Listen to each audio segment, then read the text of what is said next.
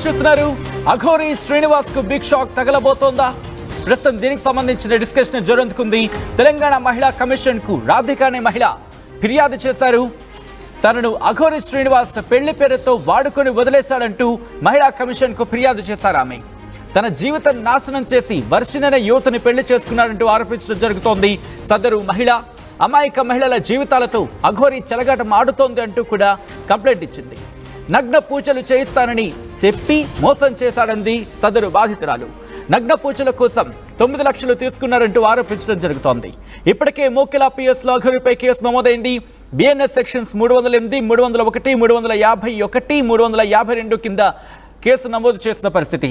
ఈ నేపథ్యంలో ఆ మహిళ ప్రస్తుతం మహిళా కమిషన్ను ఆశ్రయించడం జరిగింది. తనను మోసం చేశాడంటూ కూడా అఘోరి శ్రీనివాస్ మీద కంప్లైంట్ ఇచ్చిన పరిస్థితి.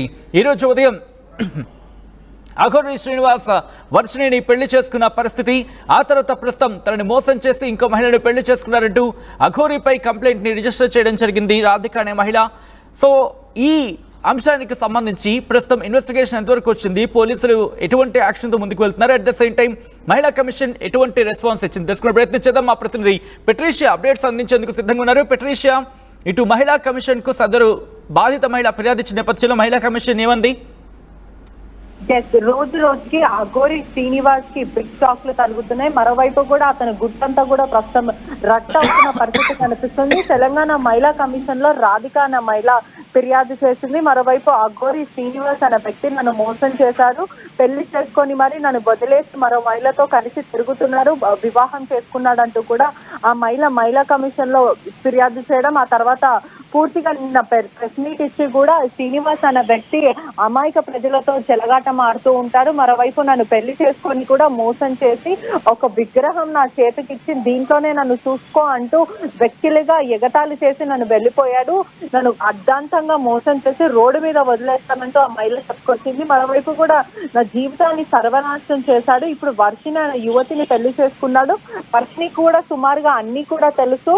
ఒకవైపు నేను వర్షిణి ఇద్దరం కలిసి కూడా గొడవ పడ్డాము, ఇతను కావాలని. వర్షిణి మా జీవితంలో నుంచి వెళ్ళిపోయింది, ఆ తర్వాత మళ్ళీ కలిసింది. ఇదంతా కూడా అన్యాయం. ఒకవైపు వీళ్ళిద్దరు కూడా ఏదో దైవ కార్యం అని చెప్పుకుంటూ వస్తున్నారు, కానీ ఖచ్చితంగా ఇదేదో పెద్ద కుంభకోణం ఉంది, దీని వెనకాల పెద్ద కుట్రకోణమే ఉంది. వీళ్ళు ఏదో చెయ్యాలనుకుంటున్నారు, ఎందుకంటే సనాతన ధర్మం అని చెప్తూ కూడా ప్రజలని మోసం చేస్తున్నారు అంటూ కూడా మహిళ చెప్పుకొచ్చింది. ఒకవైపు నగ్న పూజలు, యోని పూజలు, ఇటువంటి పూజలు చేస్తూ, ఒకవైపు మీకు పిల్లలు పుడతారు అంటూ యోని పూజలు, నగ్న పూజలు చేస్తూ మీకు మంచి జరుగుతుంది, మీరు బంగ్లా కడతారు, మీరు బిజినెస్ లో బాగుంటారంటే సుమారుగా ఒక్కొక్కరి దగ్గర 9 నుంచి 10 లక్షల వరకు రూపాయలు వసూలు చేసుకుంటుందని కూడా పూర్తిగా తెలుస్తుంది. ఇప్పటికే మోకిలా పోలీస్ స్టేషన్ దగ్గర అఘోరి మీద అనేక కేసులు నమోదైనాయి. 308, 301, 351, 352 బిఎన్ఎస్ యాక్ట్ కింద చీటింగ్ కేసు, మనీ ఎక్స్ట్రాక్షన్, మరోవైపు పబ్లిక్ న్యూస్ అండ్ ఇటువంటి కేసులంతా కూడా నమోదైనాయి. ఇప్పటికే ప్రజలందరూ కూడా ఆగ్రహం వ్యక్తం చేస్తున్నారు. మరోవైపు హిందూ సంఘాలు కూడా తీవ్ర ఆగ్రహం వ్యక్తం చేస్తున్నారు.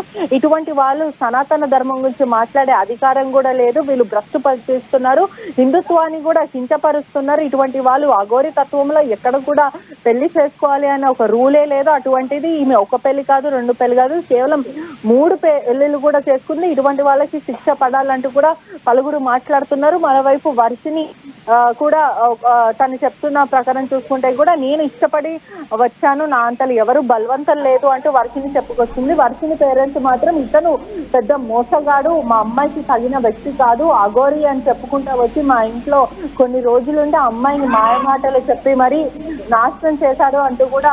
అంటే పెట్రీషియా, ప్రస్తుతం ఈ సదరు రాధిక అనే బాధిత మహిళ ఎవరైతే ఉన్నారు, ఇక్కడ ప్రూఫ్స్ ఏమైనా ఇవ్వడం జరిగిందా, లేకపోతే కేవలం నోటి మాటగా ఫిర్యాదును చేసిన పరిస్థితి ఉందా?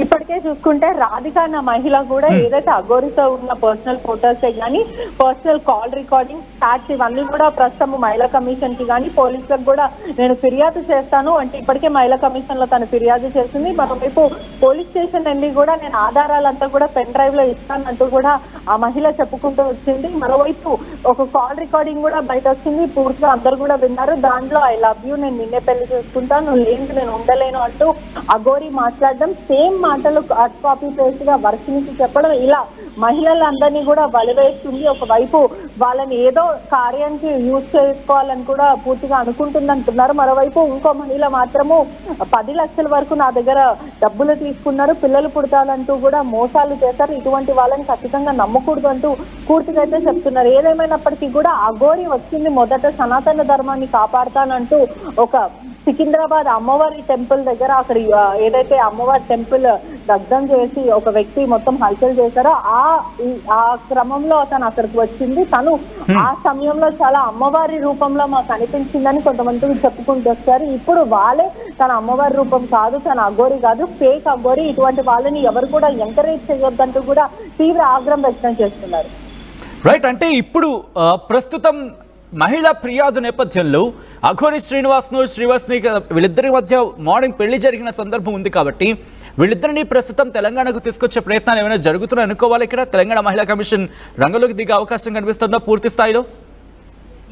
ఇప్పటికే చూసుకుంటే ఈ కేసు మోకిలా పోలీస్ స్టేషన్ లో ఏదైతే కేసు నమోదైందో మోకిలా పోలీస్ స్టేషన్ ఎస్హెచ్ఓతో మాట్లాడడం జరిగింది ఆర్టీవీ. ప్రధానంగా అతనిచ్చిన సమాచారం మేరకు కూడా ఇది 2 months క్రితం కేసు బుక్ అయింది. ప్రధానంగా ఎవరైతే ఆ మహిళ విక్టిమ్ అని ఎవరైతే ఇచ్చిందో కంప్లైంట్ అఘోరి పైన, మళ్ళీ ఆ కంప్లైంట్ అనేది రివర్స్ తీసుకుంది. ఎందుకు తీసుకుందంటూ కూడా మనం ప్రశ్నించినప్పటికీ కూడా ఆ అమ్మాయి మొదట భయపడింది, అతను బెదిరించాడు, చంపేస్తానని చెప్పాడు. ఇప్పుడు అతను ఆ అమ్మాయి జోలికి రావట్లేదు, అందుకే ఆ అమ్మాయి ఫిర్యాదు వెనకకి తీసుకుంది అంటూ పోలీసులకు చెప్పుకుంటూ వస్తున్నారు. మరోవైపు కూడా ఆ మహిళని భయపెట్టించాడంటూ కూడా స్థానికంగా వస్తున్న సమాచారం. అంటే ఆ అమ్మాయి ఎక్కడ నిజ నిజాలు అమ్మాయికి తెలుసు కాబట్టి ఎక్కడ బయట పెట్టేస్తుందో అని మొదటనే ముందే ఆ అమ్మాయిని కంప్లైంట్ ఇచ్చిన తర్వాత భయప్రాంతులకు గురి చేసి, నువ్వు నోరు మూసుకొని ఉండు, నీ డబ్బులు నీకు ఇచ్చేస్తాను, నువ్వు ఎక్కువ ఎక్కడ మాట్లాడదు, మాట్లాడితే నేను చంపేస్తానంటూ బెదిరించాడంటూ కూడా సమాచారం అయితే తెలుస్తుంది. అంటే తనకు ప్రాణహాని ఉంది అంటూ కూడా తను చెప్తున్న నేపథ్యంలో, లేకపోతే తనకు బెదిరింపులు ఎదురవుతున్నాయంటూ చెప్పిన నేపథ్యంలో ప్రస్తుతం తనకు ప్రొటెక్షన్ కల్పించాలంటూ రిక్వెస్ట్ చేయడం జరిగిందా? ప్రొటెక్షన్ కల్పిస్తున్న పరిస్థితి ఉందా? ఆ మహిళ మాత్రం ప్రస్తుతము కంప్లైంట్ ఇచ్చిన తర్వాత తను కొద్ది రోజుల వరకు హైదరాబాద్ లో లేదంటూ కూడా తెలుస్తుంది. ఎందుకంటే ఇతనికి భయపడి ఎవరైతే నాగసాధుగా చెప్పుకుంటూ వస్తున్న లేడీ అఘోరి శ్రీనివాస్ అతను భయప్రాంతులకు గురి చేశారో అందుకే తను వెళ్ళిపోయిందంటూ కూడా పూర్తిగా తెలుస్తుంది.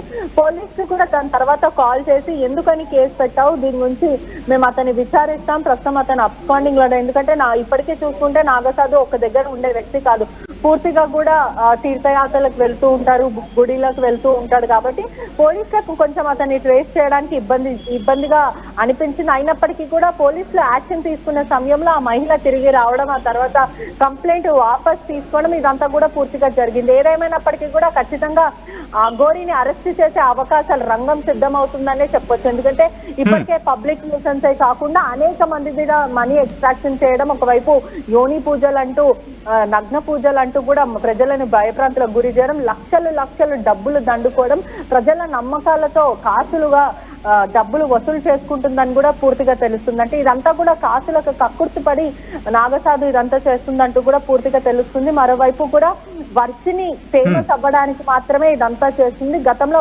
వర్షిని ఒక మీడియా ఛానల్లో కూడా తను పనిచేసింది, యూట్యూబ్ ఛానల్ కూడా పెట్టుకుంది. ఏదైతే నాగసాధుకి వర్షినికి కూడా సుమారుగా 1 month నుంచి 2 months పరిచయమే కాబట్టి ఎప్పుడైతే లేడీ అఘోరి వెలుగులోకి వచ్చిందో, ఫేమస్ అయిందో, వర్షిని కూడా తనతో ఉండాలనుకుంది, ఫేమస్ అవ్వాలనుకుంది. ఇదంతా కూడా కొద్ది రోజుల డ్రామా మాత్రమే అంటూ కూడా పలువురు చెప్పుకుంటూ వస్తున్నారు. నెటిజన్స్ కూడా చర్చనీయాంశంగా మారింది. మరోవైపు కేవలం ఏదైతే పెళ్లి చేసుకున్నారో అదంతా కూడా షోపుట్, మళ్ళీ కొద్ది రోజుల తర్వాత మేము విడిపోయామంటూ కూడా వాళ్ళే ముందుకు వస్తారు అంటూ కూడా నెటిజన్స్ మాట్లాడుతున్న పరిస్థితి కనిపిస్తుంది. ఏదేమైనా అంటే ప్రస్తుతం రాధిక ఏమని డిమాండ్ చేస్తోంది? రాధిక ఇటు మహిళా కమిషన్ ని కలిసిన నేపథ్యంలో తన ప్రధానమైన డిమాండ్ ఏంటి? ఎటువంటి రిక్వెస్ట్ ని ఇటు మహిళా కమిషన్ ముందు ఉంచుందామే? ఇప్పటికే రాధిక నన్ను అనేక సార్లు వాడుకున్నారు, అదే కాకుండా నన్ను పెళ్లి చేసుకుంటాను అని మోసం చేశాడు, ఒకవైపు ఎవరికి తెలియకుండా నా మెడలో తాళి కట్టాడు, దాని తర్వాత అందరికీ తెలిసేలాగా నేను చెప్తాను అంటూ కూడా అనేక సార్లు చెప్పారు. మాయ మాటలు చెప్పి కూడా నన్ను వివాహం ఆడుకున్నాడు, ఇప్పుడు నా దగ్గర మనీ కూడా లాక్కున్నాడు, ఇటువంటివి ఖర్చు వేరే వేరే అమ్మాయిలకి వేరే స్టేట్స్లలో చేస్తున్నాడు. మొదట నార్త్ లో మాత్రము వేరే గెటప్ తో చలామణి అయ్యాడు, ఇప్పుడు సౌత్ లో ఇంకో గెటప్ తో చలామణి అయ్యాడు. ఇప్పటికే చూసుకుంటే సోషల్ మీడియాలో కూడా ఈ లేడీ అగోర్ కి సంబంధించిన 3 గెటప్స్ మాత్రం వైరల్ గా మారాయి. మొదట అతను లింగ మార్పిడి చేసుకోక ముందు బాయ్ లాగా కనిపించడం, గడ్డము మీసంతో ఉండడం, ఆ తర్వాత బట్టలు లేకుండా ఉండడం, మళ్ళీ ఇంకో తర్వాత నార్త్ లో అంతా కూడా బాబా మాత లాగా మాట్లాడడం, ఇటువంటి అంటే ఒక్కొక్క స్టేట్ లో ఒక్కొక్క గెటప్స్ వేసుకొని తిరగడం, అక్కడ ఉన్న ప్రజలని పిచ్చోళ్ళని చేసి మాయ మాటలు చెప్పి పూర్తిగా లక్షలు దండుకుంటున్నాడంటూ కూడా పూర్తిగా తెలుస్తుంది. రైట్, ఒక్కసారి పెట్రిషియా మీ లైన్లో ప్రయత్నించండి. ఇదే అంశానికి సంబంధించి సదరు బాధిత మహిళ రాధిక రియాక్ట్ అయ్యారు. ఒకసారి ఆమె ఏమంటున్నారో చూద్దాం. మహిళా రక్షక భటన నిలయం రావడం జరిగింది. ఆజాద్ గారు కూడా వచ్చారు. మేమందరం కూర్చొని అన్ని కాగితాలు రాసి ఈ అమ్మ రాసిన తర్వాత పైన మేడం గారిని కలవడం జరిగింది, మాట్లాడించడం జరిగింది. దానికి సంబంధించిన సదరు కాగితాలు కూడా అక్కడ సమర్పించడం జరిగింది.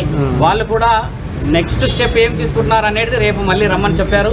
ఈ అమ్మగారిని మీరు నిన్న అన్నట్టుగా ఎల్లూరు శ్రీనివాస్ ఏమన్నాడంటే ఆధారాలు లేవు అని అన్నాడు, కాబట్టి ఆధారాల ప్రకారంగానే మేము అక్కడ పెట్టాము, అన్ని ఆధారాలు పెడతానని చెప్పారు, చూపించాము. ఇప్పుడు అడ్వకేట్ త్రూ వచ్చాము అని అంటే ఆధారాలు లేకుండా అయితే రాదు. మీ అందరికీ తెలిసిందే ఎల్లూరు శ్రీనివాస్ ఏదైతే పైశాచికతమైన పనులు చేసేసి ఆధారాలు లేవు ఎవరేం చేస్తారని మాట్లాడుతున్నారో ఆయన గారికి చెప్పాల్సిన విషయం ఏంటంటే ఎక్కడికి పోయినా చట్టం ప్రకారంగానే పోతున్నాము, న్యాయం ప్రకారంగా పోతున్నాము, ధర్మం ప్రకారంగా పోతున్నాం. కాబట్టి ఆ అమ్మని కాపాడే బాధ్యత అందరికీ ఉన్నది.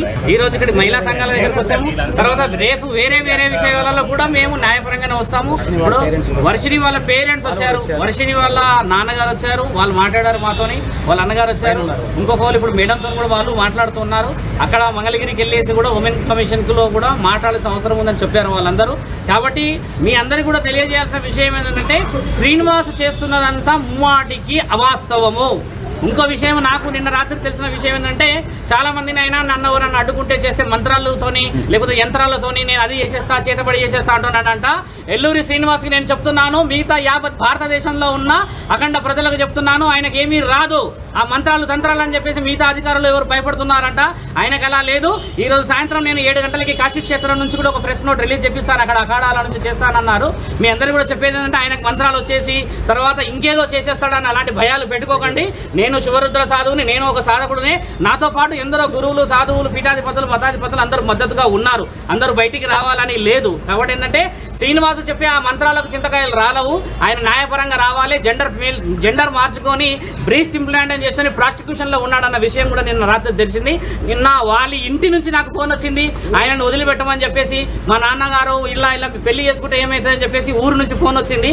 ఆయన గారు ఏదైనా కౌంటర్ ఇస్తే డైరెక్ట్గా హైదరాబాద్కు ఈరోజు మేము కమిషనర్ దగ్గర కాల్ చేసాము, ఇక్కడ వచ్చాము. ఈ విధంగా ముందుకు రావాలి, ఈ విధంగా మాట్లాడితేనే ధర్మం ఉంటుంది. కానీ ఎక్కడో వెళ్ళి నువ్వు పెళ్లి చేసేసుకొని ఇక నా పెళ్లి అయిపోయింది, పొద్దున నేను తాళి కట్టలేడు అంటే రాత్రి వెళ్ళి తాళి కట్టిండు. అలాంటి పెళ్లి చుట్టుపక్కల చూడండి. ఆయన గారు ఏదో పెద్ద చేసేస్తాడని అంటే అడవిలోకి వెళ్ళేసి అనామకులైన మనుషుల మధ్యలో చేరేసి ఒక పెళ్లి వీడియో పెట్టిండు.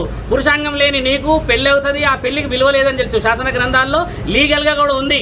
ఒక పురుషుడి యొక్క అంగానికి విలువ లేకపోతే చట్టపరంగా ఎలాంటి మర్యాదలు ఉంటాయో తెలుస్తుంది. నీకు అంగం లేదు అలా అని చెప్పేసి యోని లేదు, నువ్వు నిర్ణయించుకున్నావు. కాబట్టి ఆ అమ్మాయి వర్షిని జీవితాన్ని సర్వనాశనం పట్టిస్తున్నావు. ఇకనైనా నువ్వు మేల్కోకపోతే నీకు రావాల్సిన రోజుల్లో కావాల్సిన మర్యాదలు చట్టపరంగా అవుతాయి. ఒక స్త్రీ ఈ రోజు బయటకు వచ్చింది, గుర్తుపెట్టుకో. నీ పతనం మొదలైంది శ్రీనివాస్. నువ్వు ఎక్కడో ఉండేసి గాలిలో పెడుతున్నావు కదా మేడలు, నేను ఆశ్రమం కట్టుకుంటున్నా, నేను అది చేస్తున్నా అంటున్నావు కదా. శివరుద్ర సాధువు నేను మాటిస్తున్నా, ఆశ్రమం నువ్వు ఎలా కడతావో నేను చూస్తా. ధర్మం అనేది ఇంకా బతికి ఉన్నది కదా.